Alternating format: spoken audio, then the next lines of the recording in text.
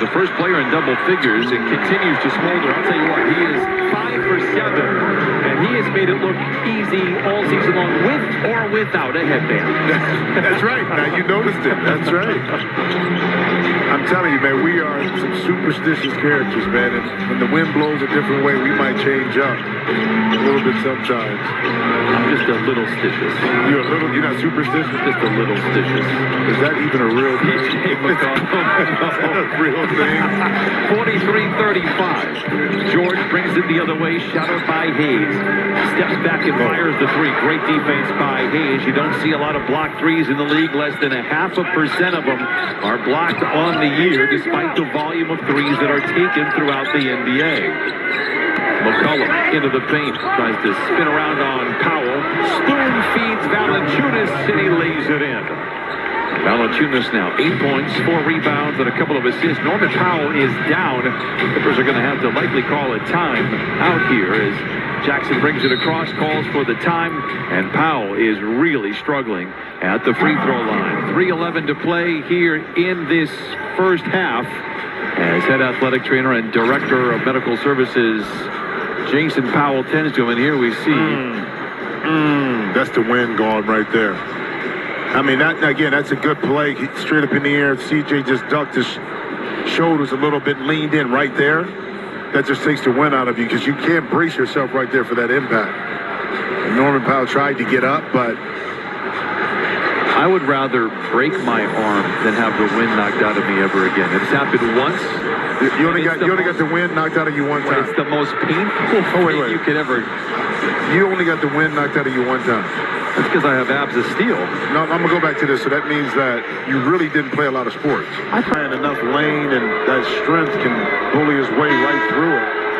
You brought it up earlier. Only 18 points in the first quarter for the Pelicans. That was a season low. They've made amends. 31 points now here in this second frame on 13 of 26 shooting. They had 3 turnovers early in this quarter, but they have settled down, and now they lead 50-48. Well, in this quarter, too, the Clippers 6 turnovers. I mean, so that's a major difference in what we saw in the first quarter. A good look at Kawhi Leonard. I like the outfits that Kawhi wears, but I prefer him in a jersey.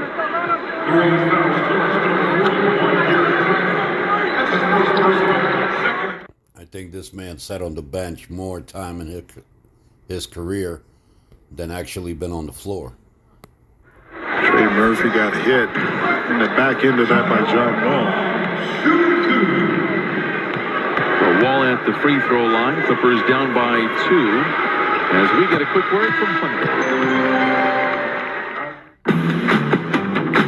It's your journey.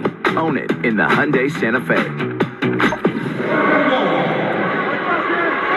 One more coming for John Wall. He does so many great things for the Clippers. I know it's early, but you can just tell. And as Jim has pointed out, it's not like he's coming off of an injury. He was brought to Houston to work with James Harden once they had to kind of reverse the course of what their goals were going forward as far as the rebuild. That's when they shut him down. That's the first bucket of the year for Jackson Hayes, and it's an impressive one. And he puts the Pelicans out in front 52-50.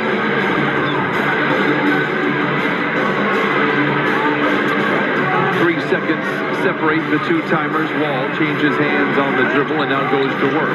Accelerates down the lane, finds Powell. Back in the lineup, 4 to shoot. Tough shot, tough for whom?